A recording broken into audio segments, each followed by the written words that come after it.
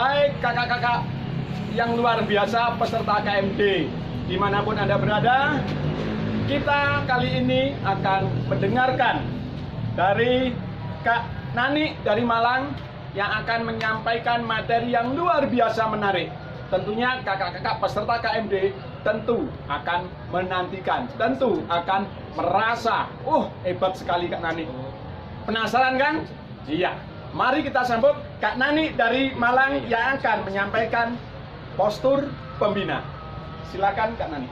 Terima kasih. Selamat pagi kakak-kakak yang ada di rumah semuanya. Selamat pagi Kak. Luar biasa saya lihat dari sini kakak-kakak masih tetap bersemangat. Sekali lagi, semangat pagi. Pagi, pagi, pagi. Terima kasih kakak-kakak, seperti tadi disampaikan oleh Kak Yohanes bahwa hari ini saya akan menyampaikan materi tentang postur pembina. Tapi sebelumnya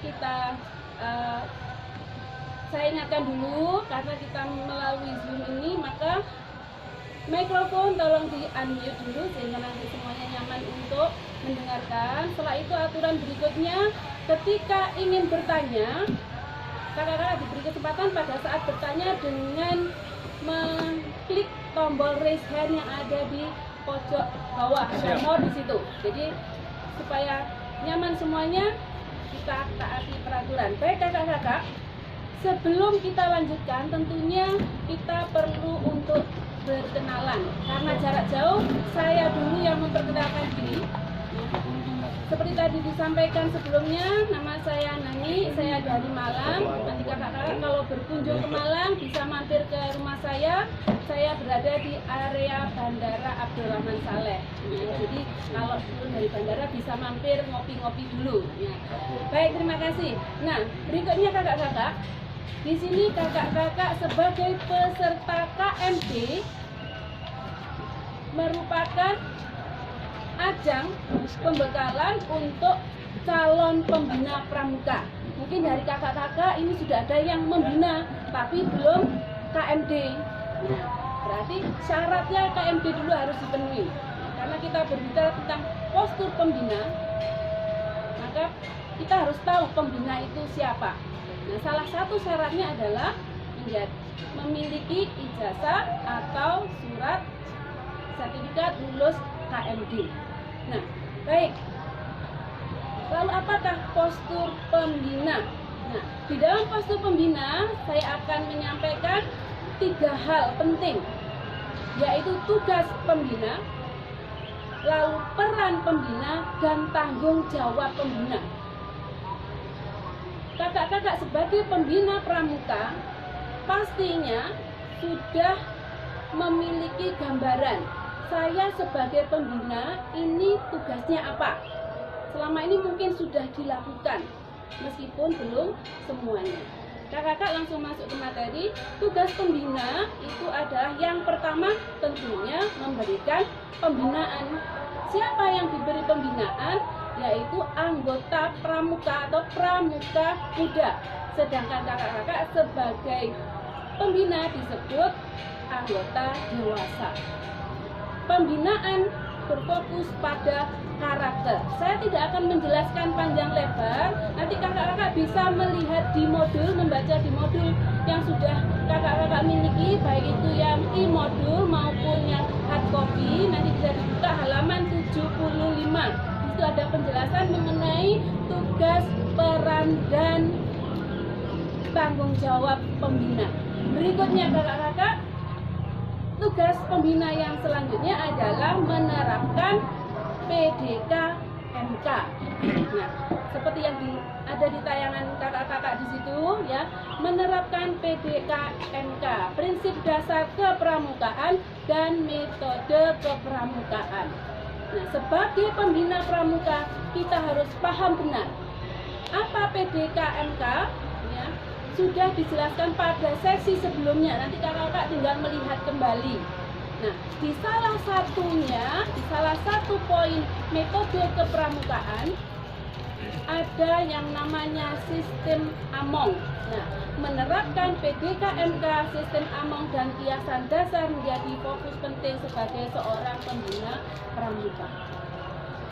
Nah, apalagi kakak-kakak ini kan calon pembina penegak di sini.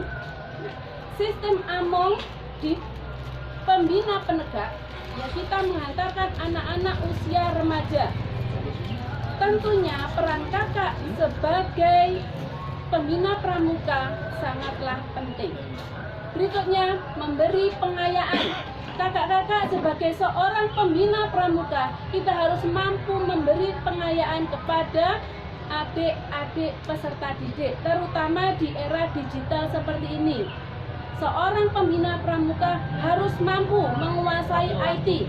Nah, kalau sekarang kita sudah mempraktekkan di mana kita bisa mengambil poin positif dari adanya pandemi di sini, sehingga kita bisa berkomunikasi meskipun jarak jauh, kita bisa belajar jarak jauh dengan menggunakan teknologi.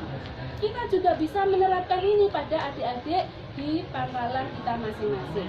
Nah, itu artinya tugas pembina memberi pengayaan, salah satunya.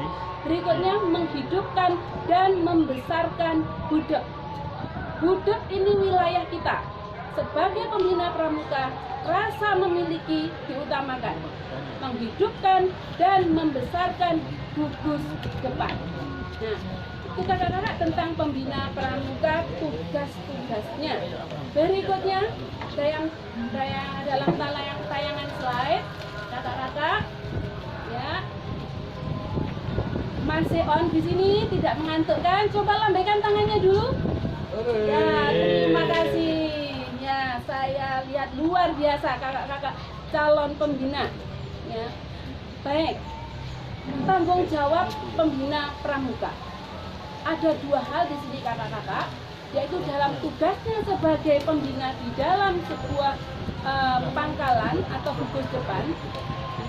Tugas atau tanggung jawab pembina adalah memberikan pendidikan kepramukaan yang teratur. Ini sudah dipraktekkan di gugus depan kakak-kakak masing-masing. Ya, teratur, ada jadwal mingguan, ya, ada program bulanan, semester, dan seterusnya.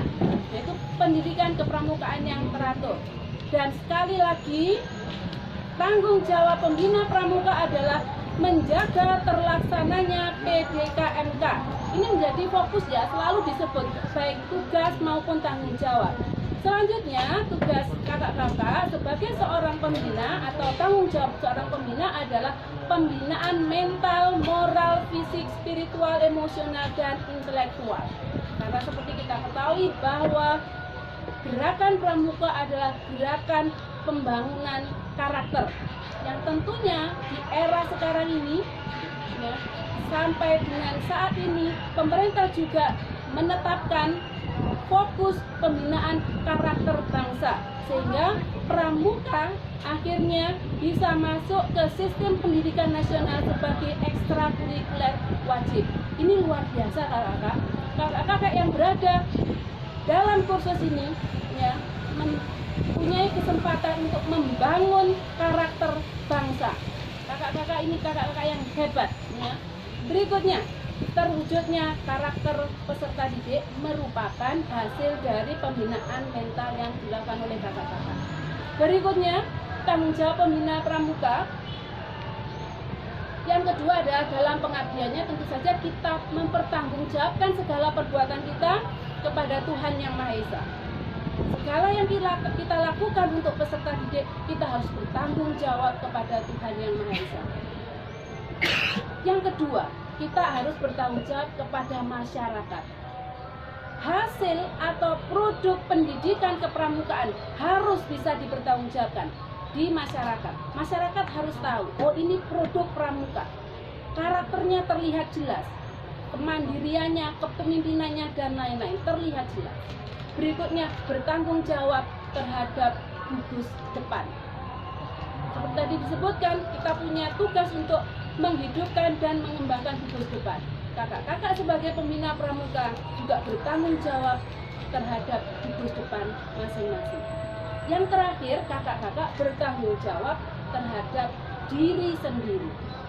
Ya, jadi hasil yang kita lihat, yang kita peroleh dari peserta didik itu merupakan hasil kita. Kita harus bertanggung jawab. Baik atau buruk itu nanti yang terlihat adalah pembina sebagai anggota dewasa. Baik kakak-kakak, sudah ada yang mulai teklak-tekluk. Nah, coba kita angkat tangan dulu semuanya. Baik, terima kasih ya. Berikutnya kakak-kakak kita akan melihat peran pembina pramuka. Nah, tadi ada 3 hal, sekarang peran. Relasi antara pembina pramuka dan peserta didik ini sangat unik, ya, sangat khas. Di mana di dalam membina kita mempunyai peran sebagai satu orang tua. Ketika kita bersama adik-adik yang kita bina, kita bisa mendengarkan mereka bercerita tentang segala hal yang mereka alami. Tiba-tiba ada yang datang meminta curhat, ya, anak zaman sekarang apalagi penegak itu luar biasa ceritanya, ya, yang lagi bucin, ya, yang lagi jatuh cinta, yang lagi ada konflik dengan orang tua dan sebagainya. Mereka akan dengan leluasa itu bercerita kepada pembina. Nah, kita harus mampu menjadi orang tua yang mengarahkan peserta didik. Nah, berikutnya kakak-kakak, peran pembina yang kedua adalah sebagai guru. Kita di sini di KMD, kakak-kakak tadi sudah dibekali dengan berbagai macam keterampilan. Kita memindahkan atau mentransfer keterampilan tersebut kepada adik-adik. Itu artinya kita sebagai guru. Selain itu, peran berikutnya, kita juga sebagai kakak. Kakak lebih dekat. Jadi kenapa pembina atau orang dewasa dalam kepramukaan dipanggil kakak? Supaya memiliki relasi yang lebih dekat. Dengan begitu kita bisa membangun bersama karena punya relasi yang dekat. Peran selanjutnya adalah sebagai mitra.